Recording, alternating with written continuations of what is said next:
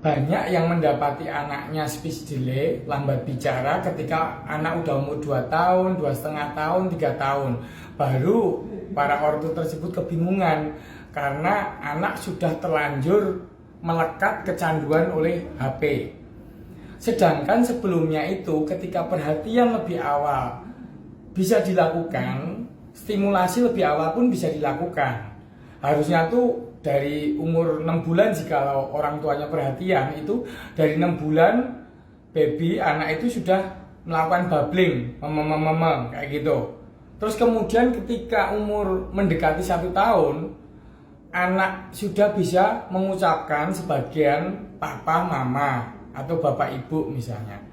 Terus pada umur 1,5 tahun itu umumnya ketika anak tumbuh kembang bicaranya itu baik, umumnya sudah 10 kata. 10 kata. Kemudian meningkat ketika udah usia 2 tahun, itu harusnya bisa menyebutkan 50 kata. Demikian itu perkembangan jumlah kosakata itu meningkat linear.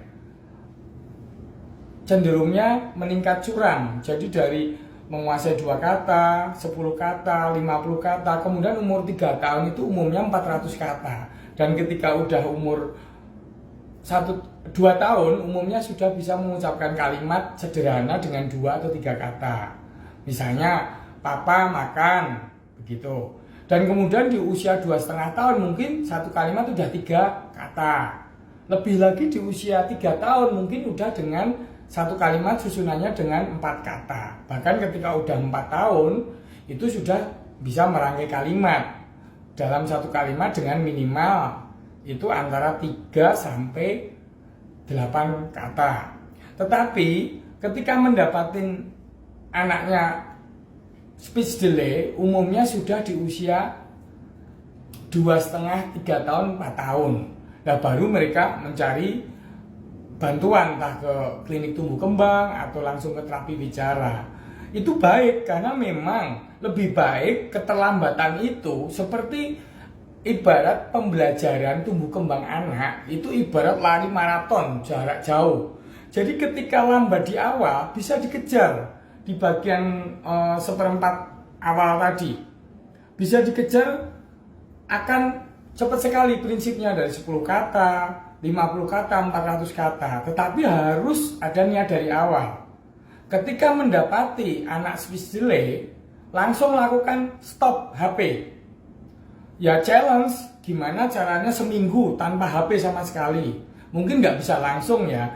Tapi bahkan asosiasi pediatrik di Amerika sudah membatasi bahwa di bawah 2 tahun anak tidak boleh memegang HP. Kemudian 2 tahun sampai 12 tahun itu hanya screen time-nya yang dianjurkan hanya 1 jam.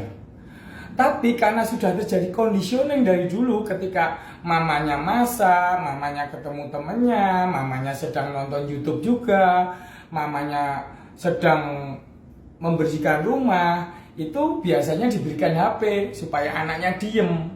Nah, sudah terjadi conditioning seperti itu. Ketika anak marah karena tidak mendapatkan perhatian dari mamanya, dia langsung mengasosiasikannya dengan HP.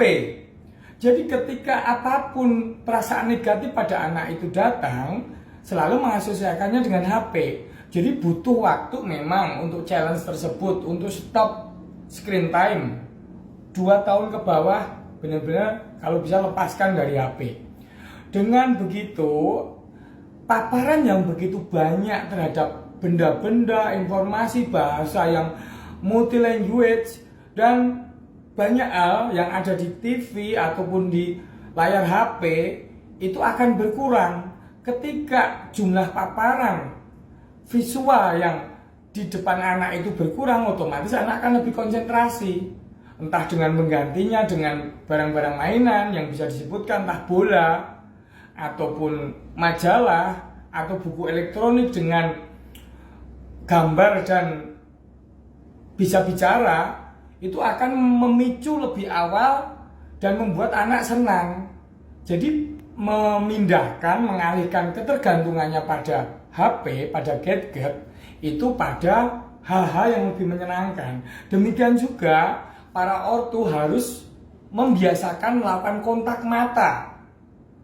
hidup kita, orang tua itu sekarang tinggal untuk anak-anak kita. Ketika anak kita tumbuh kembangnya kita picu lagi, masa depannya tentunya akan lebih baik. Ingat, volume kepala bayi itu dari lahir sampai umur 5 tahun itu naik 3 kali lipat. Jadi jikalau volume yang meningkat cepat itu kita isi secara acak tanpa kita dampingi dengan materi apa saja yang ada di HP, kita tidak tahu dunia pikiran, alam pikiran anak kita itu apa. Jadi stop HP untuk yang 2 tahun ke bawah. Kemudian berikan hanya 1 jam untuk yang 2 tahun sampai 5 tahun.